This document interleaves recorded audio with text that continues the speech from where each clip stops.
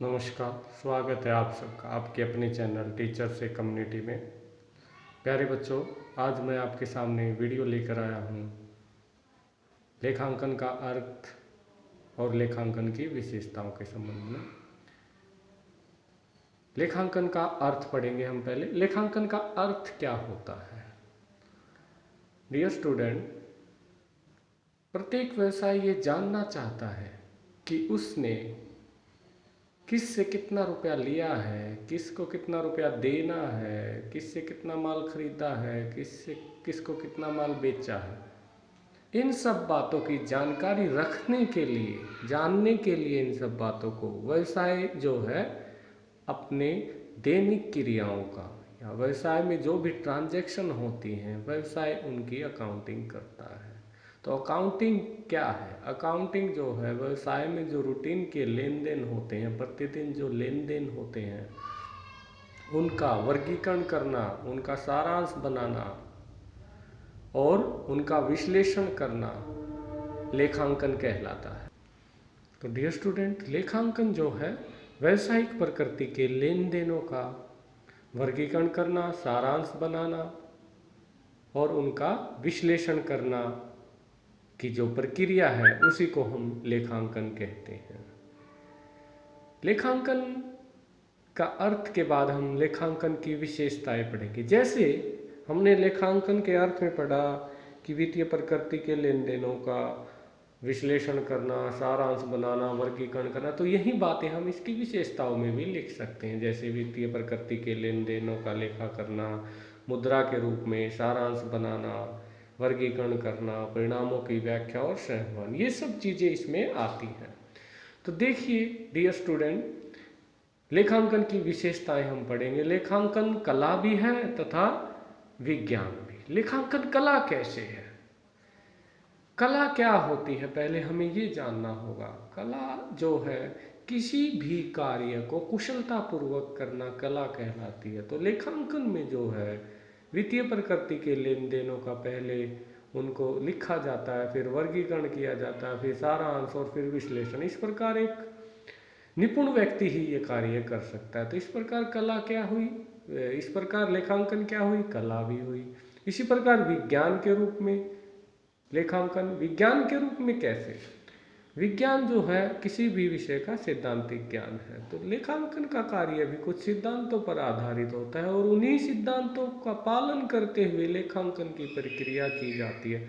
तो इस प्रकार प्यारे बच्चों हम कह सकते हैं कि लेखांकन कला भी है तथा विज्ञान भी। अब नंबर 2 देखते हैं, केवल वित्तीय प्रकृति के लेन देनों का लेखा करना। लेखांकन में केवल हम वित्तीय प्रकृति के लेन देनों का, जो वित्तीय प्रकृति के नहीं हैं उनको हम इसमें नहीं लिखते हैं। फॉर एग्जाम्पल, जैसे किसी कर्मचारी ने हड़ताल कर दी तो वो लेखांकन में नहीं लिखा जाएगा। कर्मचारियों का आपस में झगड़ा हो गया तो वो बातें इसमें नहीं लिखी जाएंगी।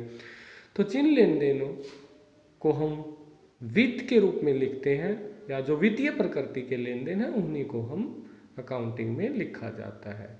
अकाउंटिंग जो है मुद्रा के रूप में लेखा किया जाता है। कैसे किया जाता है मुद्रा के रूप में लेखा? देखिए, कितने रुपए का माल आया हम ये लिखेंगे। हम ये नहीं लिखेंगे कि फॉर एग्जांपल हमने फर्नीचर खरीदा, फर्नीचर में 100 कुर्सियाँ थी, 500 टेबल थी, तो क्या हम ये लिखेंगे 100 कुर्सियाँ 500 टेबल? नहीं, हम ये लिखेंगे कि 100 कुर्सियाँ कितने रुपए की आई, वो रुपए लिखेंगे, अमाउंट में लिखेंगे। इसी प्रकार 500 टेबल कितने की आई वो अमाउंट में लिखेंगे। और इसी प्रकार जैसे व्यवसाय के पास 5 गाड़ियाँ हैं तो वो 5 गाड़ियाँ नहीं लिखेंगे हम, वो गाड़ियाँ कितने की हैं ये लिखेंगे। ठीक है, तो मुद्रा के रूप में लेखा किया जाता है इसमें। इसके बाद है नंबर 4 पे वर्गीकरण करना। मुद्रा के रूप में लेखा करने के बाद हम जो है लेजर में पोस्टिंग करते हैं। लेजर में यानी कि खाता बही में। खाता बही में जो लेन देन जिस खाते से संबंधित होता है वो उसी में लिख देते हैं। जैसे फॉर एग्जांपल हमने उधार माल खरीदा तो उधार माल जो खरीदा वो परचेज अकाउंट में चला जाएगा। उधार माल बेचा तो वो विक्रय खाते में चला जाएगा, सेल्स अकाउंट में चला जाएगा। कोई अदत्त व्यय है तो आउटस्टैंडिंग एक्सपेंसेज में चला जाएगा। कोई नकद हमने प्राप्त किया तो वो कैश बुक में चला जाएगा।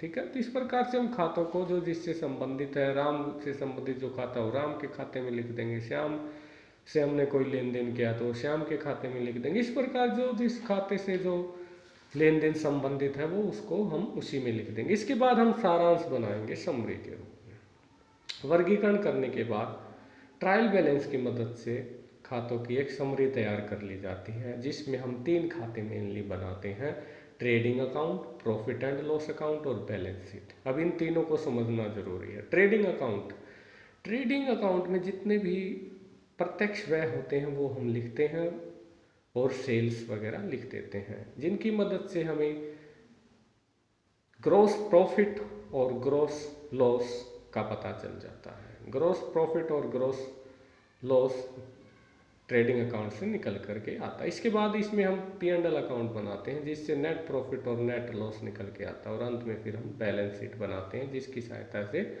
व्यवसाय की वित्तीय स्थिति की जानकारी हमें हो जाती है। ठीक है। इसके बाद सारांश तैयार हो जाता है। सारांश तैयार होने के बाद परिणामों की व्याख्या की जाती है। हमने जो ये समरी तैयार की, ट्रेडिंग अकाउंट तैयार किया, प्रॉफिट एंड लॉस अकाउंट और बैलेंस शीट तैयार की, इससे क्या परिणाम निकल के आ रहे हैं। ट्रेडिंग अकाउंट ग्रॉस प्रॉफिट दिखा रहा है, तो उसकी तुलना पिछले साल के ग्रॉस प्रॉफिट से की जाएगी कि अब ग्रॉस प्रॉफिट बढ़ा या नहीं बढ़ा।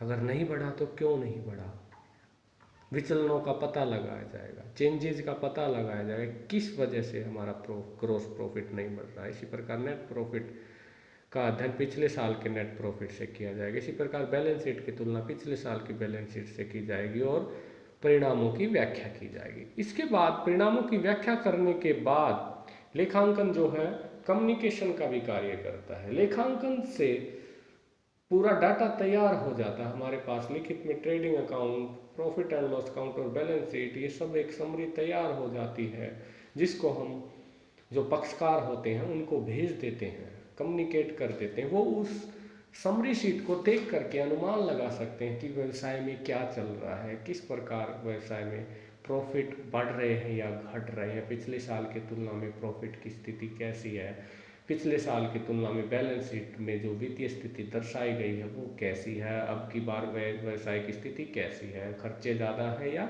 इनकम्स ज़्यादा है। तो इस प्रकार से कम्युनिकेट कर दिया जाता है। इस प्रकार लेखांकन जो है, ये लेखांकन की विशेषताएं हमने पढ़ी। तो पहली विशेषता थी लेखांकन कला भी है तथा विज्ञान भी है। यह केवल वित्तीय प्रकृति के लेन देनों का लेखा करना है। मुद्रा के रूप में लेखा किया जाता है, वर्गीकरण किया जाता है, सारांश बनाया जाता है, परिणामों की व्याख्या की जाती है और अंत में संबंध कम्युनिकेशन का कार्य किया जाता है। तो डियर स्टूडेंट, ये था आज का आपका टॉपिक, लेखांकन का अर्थ एवं विशेषताएं। ठीक है, आशा है आपको ये समझ में आ गया होगा कि लेखांकन किसे कहते हैं और लेखांकन की विशेषताएं क्या होती हैं, इनमें क्या क्या बातें हम शामिल करते हैं। तो इसको 1-2 बार ध्यान से सुनेंगे और जो भी ज़रूरतमंद बच्चे हैं उनको फॉरवर्ड करेंगे।